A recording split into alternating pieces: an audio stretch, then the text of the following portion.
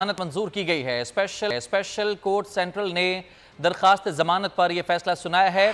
खबर आपको दे रहे हैं, मनी लॉन्ड्रिंग केस में परवेज इलाही की जमानत मंजूर कर ली गई है। 10,000 रुपए के मुचलके के एवज परवेज इलाही की जमानत मंजूर की गई है। स्पेशल कोर्ट सेंट्रल ने दरखास्त जमानत पर फैसला सुनाया है। ये जमानत की जो दरखास्त है मंजूर कर ली गई है। मनी लॉन्ड्रिंग का मुकदमा है जिसमें परवेज इलाही की जमानत मंजूर की गई है। 10,000 रुपए के मुचलके के एवज परवेज इलाही की जमानत मंजूर की गई है।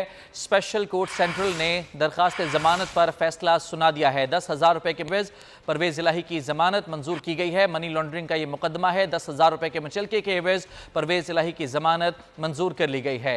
मजीद बात कर लेते हैं। बोल न्यूज़ के नुमाइंदे अब्दुल रहमान हमारे साथ मौजूद हैं। अब्दुल रहमान, बताइए क्या तफसीलात हैं? जी बिल्कुल, स्पेशल सेंट्रल जज FIA बख्त बेहजाद ने साबिक वज़ीर आला परवेज इलाही की जमानत जो है मनी लॉन्ड्रिंग केस में मंजूर कर ली है, जबकि अदालत ने जो परवेज इलाही को 10,000 रुपये के जमानती मुचलके जमा कराने की हिदायत की है।